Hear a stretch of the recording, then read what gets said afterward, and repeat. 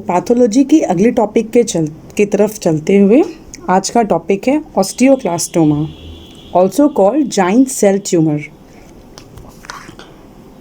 सबसे पहले this is a benign neoplasm of bone. Benign neoplasm है बोन का, जनरली लॉन्ग बोन्स को इन्वॉल्व करता है और एपिफाइसिस से होता है। ये एक पॉइंट है, क्वेश्चन आ सकता है इस पे कि ऑस्टियोक्लास्टोमा या फिर giant cell tumour epiphysis of long bone को इन्वॉल्व करता है। हम लोग इसके इंट्रोडक्शन पे आते हैं। This neoplasm has a very uncertain histogenesis and it arises from epiphysis of long bones. Generally articular cartilage के अराउंड मिलता है, तो इसका मतलब आर्टिकुलर कार्टिलेज बोल रहे हैं मतलब जॉइंट्स को इन्वॉल्व करेगा। जो मोस्ट कॉमन साइट्स होते हैं इसके वो है lower end of femur, upper end of tibia and upper end of fibula and generally lower end of radius. तो जब lower end of femur, upper end of tibia और अपर एंड ऑफ फिबुला कहा जा रहा है, तो इससे हम लोगों को ये समझ में आता है कि जनरली नी जॉइंट को ये इन्वॉल्व कर रहा होता है। तो सबसे कॉमनेस्ट साइट हम लोग कह सकते हैं around knee joint and lower end of radius. This are mainly mesenchymal in origin and generally between 20 to 40 years. ये एक पिक्चर है जो कि फीमर के लोअर एंड को इन्वॉल्व करता हुआ दिख रहा है, ये ट्यूमर टिश्यू। आगे हम लोग डील करते रहेंगे इसी चीज़ को। क्लिनिकल फीचर्स जो इसका आता है, अब जॉइंट पे है तो पेन होगा ड्यूरिंग वेट बियरिंग, मूवमेंट के टाइम पेन हो सकता है। एक नोटिसेबल स्वेलिंग मिलेगा हम लोगों को अराउंड द जॉइंट और these bones are generally very prone to pathological fractures हो सकता है ऐसे लोगों में।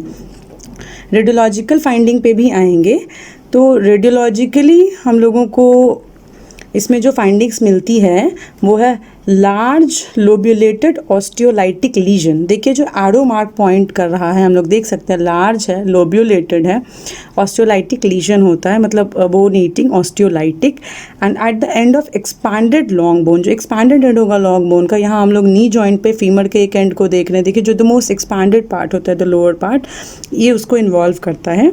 और सोप बबल अपीयरेंस, ये इसका बहुत इंपॉर्टेंट फीचर है, जनरली एमसीक्यूज़ में पूछा जाता है कि सोप बबल अपीयरेंस किस ट्यूमर में देखा जाता है, तो उसका आंसर होगा ऑस्टियोक्लास्टोमा या फिर giant cell tumour. Generally metastatic नहीं होता है, बहुत कम परसेंटेज है, अप्रॉक्सीमेटली सिर्फ 4% मेटास्टेसिस होती है।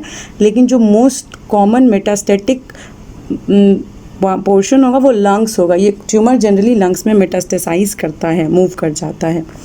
मॉर्फोलॉजी पे मूव करेंगे। सबसे पहले morphological features, will deal with gross morphology.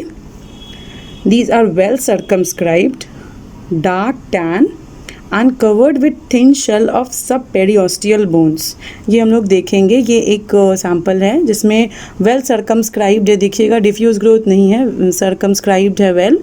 Dark tan in colour होता है और सब पेरियोस्टियल बोन की एक थिन सी कवरिंग होती है पूरे ट्यूमर के ऊपर।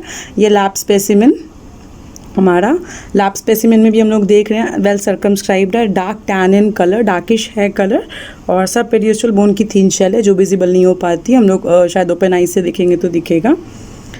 कट सरफेस पे हम लोग मूव करते हैं, तो कट सरफेस का जो फीचर्स होता है, these are haemorrhagic, necrotic. Haemorrhagic होता है, नेक्रोटिक होता है और हनी कोम्ड होता है due to focal areas of cystic degeneration.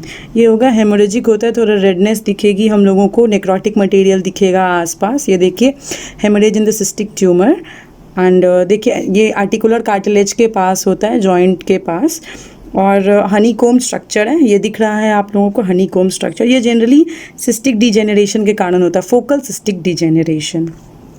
ये कट सरफेस, ये स्पेसिमेन में भी हम लोगों को हनीकॉम स्ट्रक्चर दिख रहा है। ये देखिए बीच बीच में थोड़ा छेद सा है और थोड़ा सा लीजन्स है, तो ये हनीकॉम स्ट्रक्चर इसकी स्पेसिफिक फीचर है। और सोप बबल अपीयरेंस भी इसीलिए कहा जाता है, लेकिन ये जनरली हम लोग को रेडियोलॉजिकल फाइंडिंग होती है। अब हम लोग हिस्टोलॉजी पे मूव करेंगे, मॉर्फोलॉजिकल फीचर्स के ही अंदर। हिस्टोलॉजी में क्या है, इसका हॉलमार्क फीचर जो सबसे इम्पॉर्टेंट क्वेश्चन होता है आपके वाइवा के लिए हो, पीजी एग्ज़ाम्स के लिए हो, कि ऑस्टियोक्लास्टोमा का हॉलमार्क फीचर क्या होगा, that is presence of large number of multi-nucleated osteoclast like giant cells. तो इसमें क्या होता है, अब हम लोग इसमें बताएंगे which are scattered throughout the stromal mononuclear cells. तो presence of large number of multinucleated osteoclast like giant cells. ये देखिए, ये जो बड़ा बड़ा सा बहुत सारा मल्टी न्यूक्लिएटेड सेल्स दिख रहा है ना हम लोगों को, इसको हम लोग जाइंट सेल्स बोलते हैं इसमें, जो कि द हॉलमार्क फीचर है.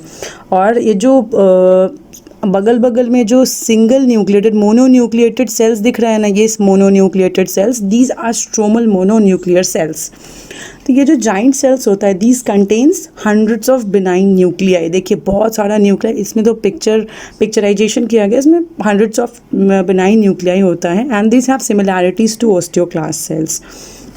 एंड द स्ट्रोमल सेल्स, इसके फीचर क्या होते हैं, दीज आर मोनोन्यूक्लियर, दिख रहा होगा सिंगल न्यूक्लियस है, यूनिफॉर्म, प्लम, स्पिंडल शेप्ड है, देख रहे हैं ये यहाँ पे जो पूरा डिस्ट्रीब्यूटेड है सब तरफ. These are stromal cells, round to oval. And the most important point to be remembered in this video is these stromal cells are the real tumour cells. ये भी बहुत इंपॉर्टेंट क्वेश्चन होता है जब भी आप इस टॉपिक को चूज़ करेंगे अपने वाइवा में, या फिर इसका जार स्पेसिमेन उठाएंगे, तो आपसे ये क्वेश्चन ज़रूर पूछा जाएगा कि which of the cell is the real tumour cell of this tumour. तो जनरली हम लोगों को ऐसा लगता है कि giant cell is the real tumour cell. मैंने खुद अपने वाइवा में ये गलती की थी. मुझे पता था कि स्ट्रोमल सेल है, लेकिन at that point of time जो स्ट्राइक करता है हम लोगों को लगता है कि जाइंट सेल ही मोस्ट इम्पॉर्टेंट ट्यूमर सेल होगा, लेकिन नहीं, the real tumour cells are stromal cells. And क्योंकि ये स्ट्रोमल सेल्स का जो अपीयरेंस होता है ना, वही डिटरमाइन करता है biological behaviour of the tumour. तो उसके बाद हम लोग ये तो खैर बुक की पिक्चर है, एज़ यूजुअल स्लाइड में ऐसी पिक्चर नहीं मिलेगी. अब हम लोग ओरिजिनल स्लाइड की तरफ मूव करेंगे. ये होगा हमारा स्लाइड जो हम लोगों को मिलेगा लैब में. ये देखिए, तो इसमें मैं फिर से रिपीट करती हूँ हिस्टोलॉजी में. The hallmark feature is the presence of multinucleated osteoclast like giant cells. ये देखिए, ये जो बड़ा सा सेल्स है, these are osteoclast like giant cells, बहुत सारा दिख रहा है. तो इसकी फ़ीचर क्या थी, hundreds of benign nuclei are present. बहुत सारे बिनाइन न्यूक्लियाई हैं इसमें. और सिमिलैरिटी होती है ऑस्टियोक्लास्ट सेल्स को जब हम लोग देखेंगे तो इसके जो अंदर का सेल्स है ना, वो बहुत रिजेंबल कर रहा होता है ऑस्टियोक्लास्ट सेल से. जो अगले पिक्चर में मेरे पास एक और ज़्यादा मैग्नीफाइड इमेज है आपके लिए. तो ये देखिए, this is a giant cell containing hundreds of nuclei. और ये देखिए, इसका अंदर का जो सिंगल न्यूक्लियाई है ना, वो रिजेंबल करता है ऑस्टियोक्लास्ट सेल से. और ये जो फिर यहाँ जो डिफ्यूज डिस्ट्रीब्यूशन में पूरे मैट्रिक्स के तरह हो रहा है, this are stromal cells which are the real tumour cells, which is to be remembered by all of you. These are real tumour cells. कुछ जो अदर फीचर्स हम लोगों को इसमें मिलती हैं, the stroma includes only scanty collagen, it has rich vascularity, it has areas of hemorrhage and presence of macrophages होगा, hemorrhage मिलेगा, vascularity बहुत हाई होती है और बहुत कम कोलाजन मिलता है.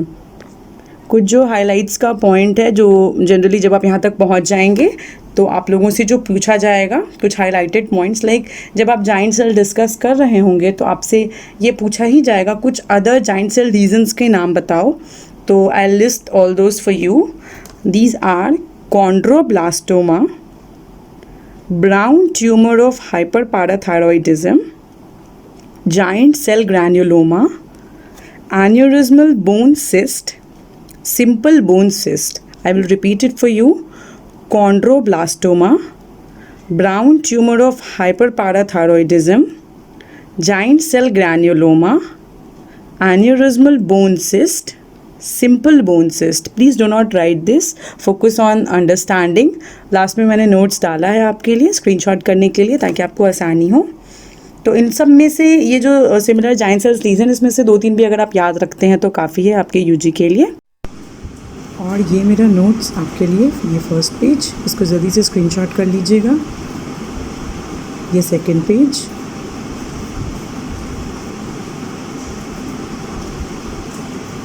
Thank you.